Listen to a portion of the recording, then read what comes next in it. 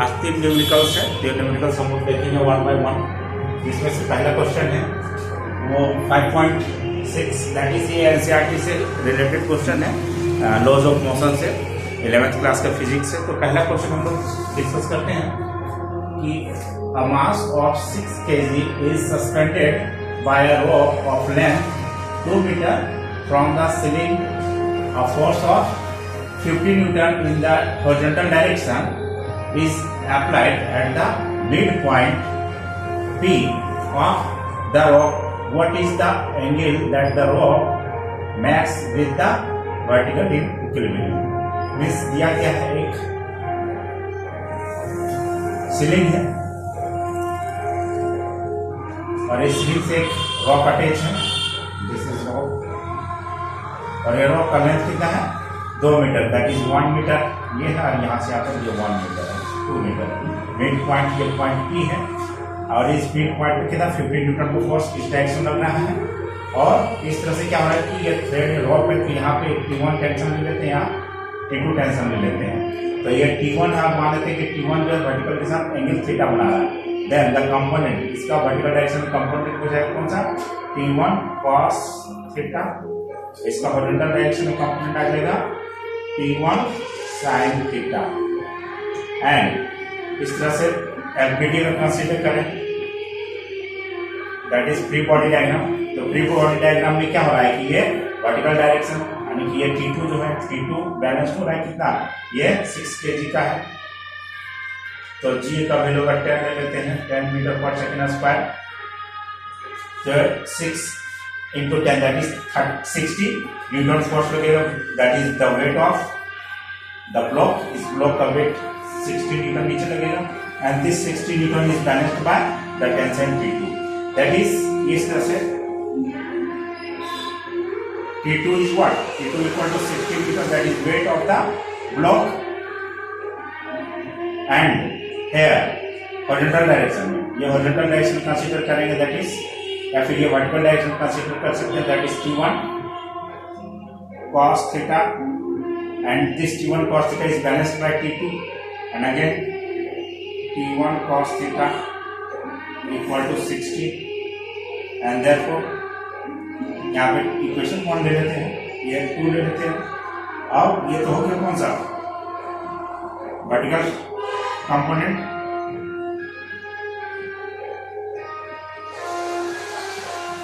Now the horizontal component.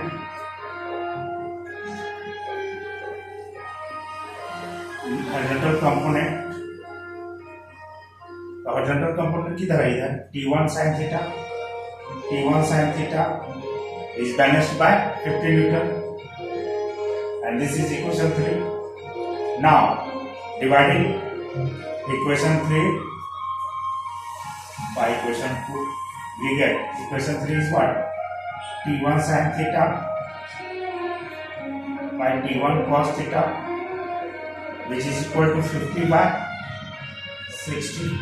and T1 cancel, 0 cancel, and sin theta by cos theta, that is tan theta, and tan theta is what 5/6, और ये 5/6 का value tan theta यहाँ पे ले लेते हैं, तो इसका tan थीटा वैल्यू आ जाएगा यहाँ पे tan इनवर्स आने पे इसका जो वैल्यू आ जाएगा यहाँ theta equal to tan inverse 5/6। इस tan थीटा का वैल्यू यहाँ पे हम लोग निकाल सकते हैं, जो कि जो भी वैल्यू आएगा वो हम लोग ट्रिग्नोमेट्रिकल टेबल देख सकते हैं। जो ट्रिग्नोमेट्रिकल टेबल से इसका वैल्यू कुछ आता है, तो वो वैल्यू हम लोग यहाँ पे हम लोग फाइंड आउट कर सकते हैं। 22 या 24 के आसपास में आएगा, तो वो देख सकते हैं वो वैल्यू कितना आएगा, है ना। तो ये क्वेश्चन था रिलेटेड था नेट फोर्सेस, जिसमें फ्री बॉडी डायग्राम हमने यहाँ बना करके इसको सॉल्व किया। तो ये एंगल निकालने को बोला था एंगल की सर, और टेंशन भी निकालना चाहे तो टेंशन भी निकाल सकते हैं। तो tension T1 sin theta equal to कितना 50, देयरफॉर T1 का वैल्यू हम यहाँ पुट कर सकते हैं। थीटा का वैल्यू जैसे आएगा तो यहाँ पे थीटा का वैल्यू यहाँ पुट कर सकते हैं T1 का, तो T1 इक्वल टू कितना आ जाएगा, T1 का वैल्यू आ जाएगा T1 equal to 60 by cos theta. अब cos थीटा का वैल्यू यहाँ पुट कर देंगे, या tan थीटा का वैल्यू इस टर्म में आया तो हम यहाँ पे cos थीटा का वैल्यू यहाँ पुट कर देंगे, जिसका जो वैल्यू आएगा यहाँ पे, जैसे कि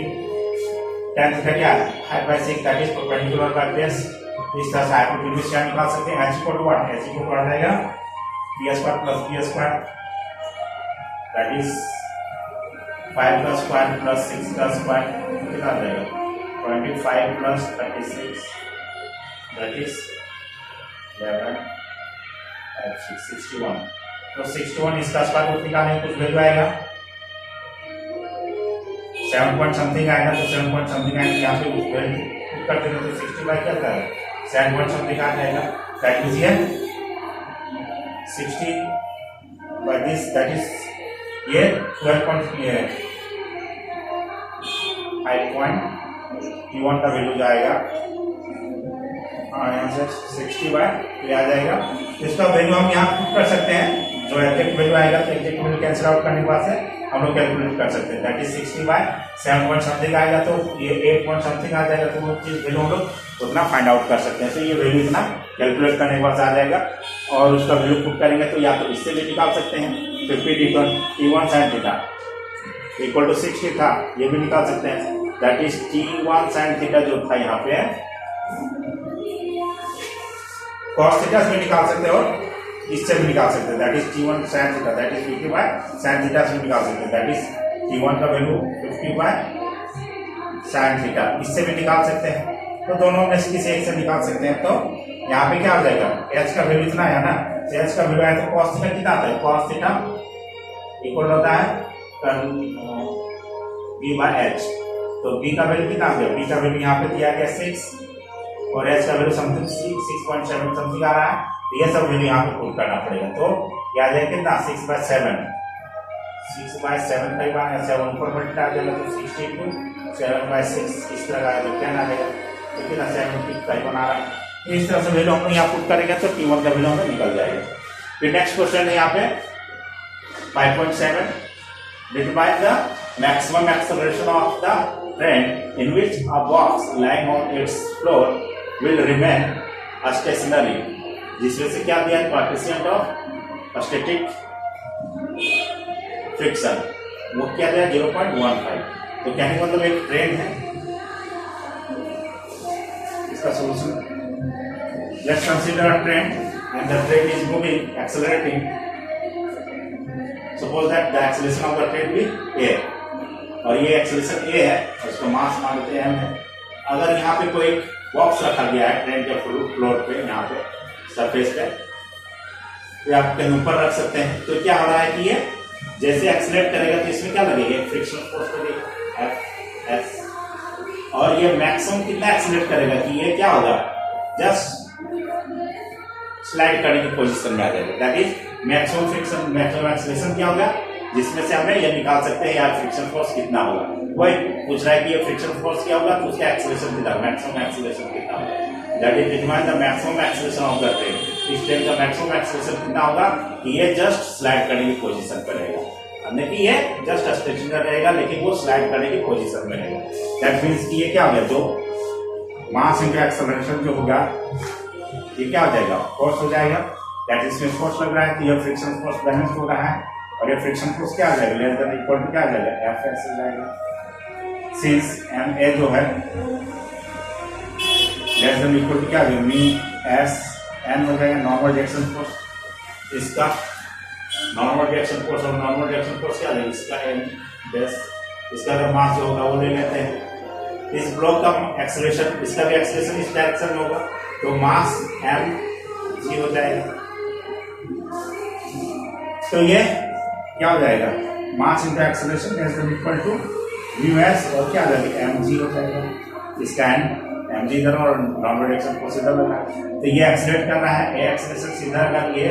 एक्सेलरेट करेगा तो ये भी साथ साथ इधर एक्सेलरेट करेगा, जैसे ये इधर एक्सेलरेट करेगा इधर फ्रिक्शन फोर्स लगना शुरू हो जाएगा और यही फ्रिक्शन फोर्स उसको अपोज करेगा due to which it remains stationary. अगर इसमें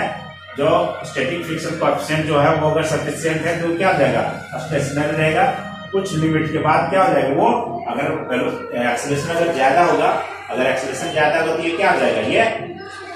पीछे की ओर स्लाइड करना शुरू कर देगा। तो यहाँ पे m और m कैंसिल आउट हो जाएगा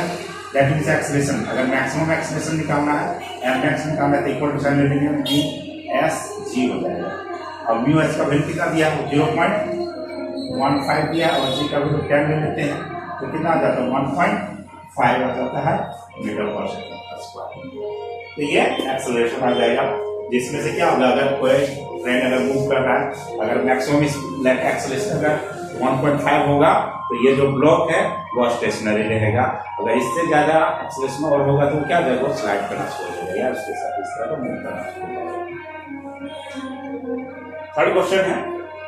5.8, that is a mass of 4 kg rest on a horizontal plane. The plane is gradually inclined until an angle theta is 15 degree. Theta कितना 15 डिग्री और उससे उसको रेज किया जा रहा है with the horizontal. The mass just begins to slide. What is the coefficient of static friction between the block and the surface? Block and surface के बीच, यानी इसका डायग्राम अगर देखा जाए तो इस तरह का डायग्राम आएगा।